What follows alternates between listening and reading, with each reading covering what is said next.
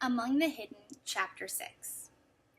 The tax bill arrived 2 weeks later, the day that Dad, Matthew, and Mark loaded the hogs into the livestock trailer and took them all away. Most were going to the slaughterhouse.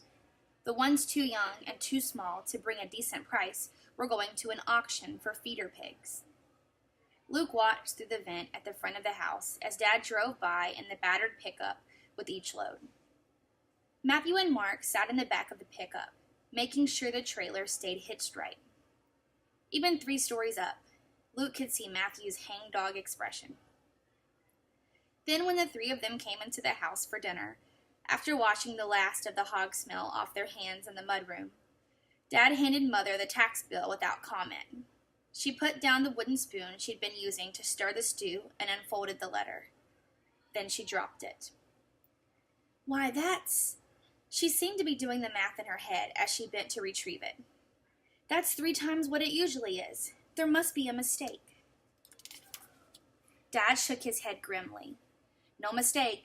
I talked to Williker at the auction. The Willikers were their nearest neighbors, with the house 3 miles down the road.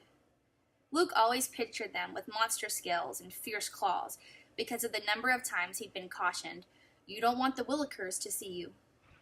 Dad went on.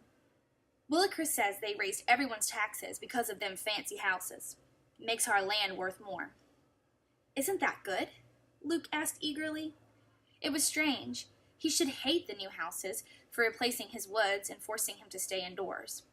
But he'd half fallen in love with them, having watched every foundation poured, every wooden skeleton of walls and roofs raised to the sky. They were his main entertainment, aside from talking to Mother when she came upstairs for what she called my Luke breaks. Sometimes she pretended his room needed cleaning as badly as the bread needed baking or the garden needed weeding. Sometimes she just sat and talked. Dad was shaking his head in disgust over Luke's question. No, it's only good if we're selling, and we ain't. All it means for us is that the government thinks they can get more money out of us. Matthew was slumped in his chair at the table. How are we going to pay? He asked. That's more than we got for all the hogs, and that was supposed to carry us through for a long time. Dad didn't answer. Even Mark, who normally had a smart alecky comeback for everything, was stupefied. Mother had turned back to her stew. I got my work permit today, she said softly. The factory's hiring. If I get on there, I can maybe get an advance on my paycheck. Luke's jaw dropped.